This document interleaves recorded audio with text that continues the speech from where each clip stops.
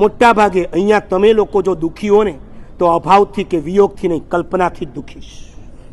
કલ્પનાથી કરું તો છું, આમ તો નહીં થઈ જાય ને, પછી આમ થશે તો તેમ તો નહીં થઈ જાય ને. આહા, કલ્પના ચાલે એટલે કેટલી લાંબી 7-7 પેઢીની કલ્પના કરો છો, 7-7 પેઢીની.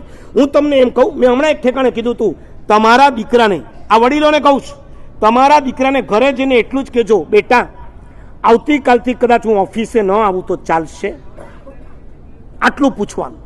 તમે જો જોઈન્ટમાં હો, તમારો દીકરો તમારી જ ઓફિસની અંદર હોય તો તમારે તમારા દીકરાને એટલું જ કહેવાનું, બેટા આવતીકાલથી હું ઓફિસમાં ન આવું તો ચાલશે?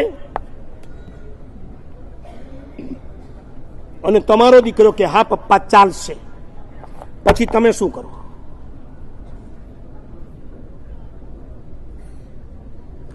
કેમ આજે મૌન 11 છે? ચાલો બહેનોને કહી દઉં, તમે ઘરે જઈને તમારી વહુને એટલું જ કહી દેશો, બેટા આવતીકાલથી રસોડામાં હું નહીં આવું તો ચાલશે? હે, એને ચાલશે પણ મને નહીં ચાલે. હું ડ્રોઈંગ રૂમમાં બેઠી બેઠી સામાયિક કરતી હોઈશ ને માળા ગણતી હોઈશ, પણ એ ફ્રીજમાંથી એક ડબ્બો બહાર કાઢશે ને તોય કહીશ, બેટા કેમ અત્યારે ફ્રીજનું બાયણું ખોયલું, પણ તું માળામાં ધ્યાન રાખ. તમારી દલીલો જૂઠી છે. સાહેબ છોકરો હજી તૈયાર નથી, મેચ્યોર નથી, ખર્ચાઓ ચિકાર છે, ભવિષ્ય માટે પણ કંઈ ગોઠવવું તો પડે કે નહીં? આ બધું જ ગોઠવી દીધા પછી તમે તમારા દીકરાને પૂછો કે આવતીકાલથી નહીં આવું તો ચાલશે, અને એ હા પાડે ને છતાં તમે જાઓ, તો મને કહેવા દો, તમે છોકરા માટે નથી જતા, તમે તમારી આવનારી પેઢી માટે નથી જતા, તમે તમારા શોખ માટે જાઓ છો, તમે તમારા ઇન્ટરેસ્ટ માટે જાઓ છો, તમે તમારા રસથી જાઓ છો. તમને નથી ધર્મ સૂચતું, નથી ઘરમાં રહેવું સૂચતું, નથી સમાજના કોઈ કામ કરવાનું સૂચતું, તમને પોતાનો ઇન્ટરેસ્ટ છે ધંધો કરું, પૈસા કમાઓ. મને કહેવા દો, જે પૈસા इंसान को ऊपर लेके आती है वो ही इंसान पैसे को कभी ऊपर लेके नहीं जाएगा. नहीं समझाणु? जिस पैसे से इंसान ऊपर आया उस पैसे को इंसान कभी ऊपर नहीं लेके जाएगा. અને છતાં એ પૈસાની પાછળ તમે દોડો, એ જ પૈસાની કલ્પનાઓ કરો, એના જ કારણે તમે દુઃખી થયા કરો. નંબર 3, કલ્પનાનું દુઃખ. અને એક છેલ્લું દુઃખ કહી દઉં, નંબર 4, અલ્પતાનું દુઃખ. અલ્પતા એટલે જે મળ્યું તે ઓછું જ લાગે છે. સાચું બોલો, કેટલું મળે તો તમે રાજી? કૌશિકભાઈ તમને પૂછું? નહીં, બધાને, તમારા માધ્યમે આખા સભાને, સમાજને પૂછું છું, કેટલા મળે તો તમે રાજી?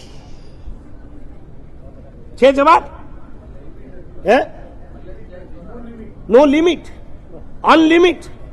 એટલે અનલિમિટેડ કંપની ખોલીને બેઠા તમે. તમને કહું, એક સમય હતો આપણે આપણા ગામડામાં રહેતા હતા. અમદાવાદ અને ગાંધીનગરની આજુબાજુના તમારા ગામ છે ને, 32 ગામ. મેં કાલે કલ્પેશભાઈને પૂછાયું, મને સમાજના ગામના નામો તો મોકલો, અને 41-42 ગામ આવ્યા. મેં કીધું 32 ગામ છે કે 42 ગામ છે? પેલા 32 હતા, હવે 32 કેટલા થયા? 41-42 થયા. ઓકે, હું પૂછું છું, તમારા વડીલો ગામડે રહેતા હતા અને એ લોકો સૌથી પહેલા ગામ છોડી અમદાવાદમાં આવ્યા. શેના માટે આવ્યા? શેના માટે? હા, કમાવા માટે આવ્યા, એટલે પેટ માટે આવ્યા, બરાબર? ઓકે, ત્યાં એમનું કદાચ પેટ નહોતું ભરાતું માટે તેઓ અહીંયા આવ્યા. હવે પેટ ભરાયું, એ તો ઉપર ગયા. તમને પૂછું છું, પેટ ભરાઈ ગયું? હવે રિટર્ન ટુ 32 ગામ? ના સાહેબ, પછી અમારે પેટી ભરવાની ઈચ્છા હતી. ચલો, પેટી ભરાઈ ગઈ, પછી તો કે પટારા ભરવાતા, અને પટારા ભરાઈ ગયા તો કે ખટારા ભરવા છે હજી. આજે એક સમાજની બીજી વાત પણ તમને કહી દઉં, જ્યારે નીકળી છે ત્યારે જ 32 ગામના સમાજવાળાને પૂછું છું કે વર્ષમાં એક વખત પોતાને ગામ જનારા કેટલા? આંગળી ઊંચી કરો. Very good, very good. તાળી તો મને તમારા માટે બગાડવાનું મન થાય છે. અમદાવાદની નજીકમાં જો માટે જાઓ છો એ વાત જુદી છે. વર્ષમાં એક વખત પોતાને ગામ જનારા ફરીથી આંગળી ઊંચી કરો. ઓકે, નીચી મૂકો. હવે મહિનામાં એક વખત પોતાને ગામ જનારા આંગળી ઊંચી કરો. વેરી ગુડ, સીધે 50% થઈ ગયા. આમાં શંખેશ્વર પૂનમ ભરનારા જરા આંગળી ઊંચી કરજો. શંખેશ્વર એવરી પૂનમ. જીરાવલા કોઈ જાય છે? ઓકે, બધું જ મળશે. પાનસર જાય છે કોઈ? પાનસર નો. મોટા ભાગની આ જ તકલીફ છે. જેમના શાસનમાં આપણે જન્મ લીધો છે, મહાવીર સ્વામીને આપણે વાંદવા નથી જવું, પારસનાથ પાસે જવું છે, શત્રુંજય જવું છે, ગિરનાર જવું છે, પણ જેના શાસનમાં જન્મ લીધો એ પાનસરના મહાવીર સ્વામી ખાલી 35 કિલોમીટર ઉપર છે.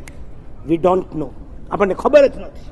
ચલો અત્યારે એની વાત બાજુ પર મૂકું. પેલા એ કહું છું, તમારા માટે 32 ગામ, તમારા ગામ જે પણ છે એ તમારા માટે શંખેશ્વર છે, એ જ તમારા માટે ગિરનાર છે, એ જ શત્રુંજય છે, એ જ જીરાવલા છે, એ જ નાકોડા છે, એ પાનસર છે. જનની જન્મભૂમિશ્ચ સ્વર્ગાદપી ગરી.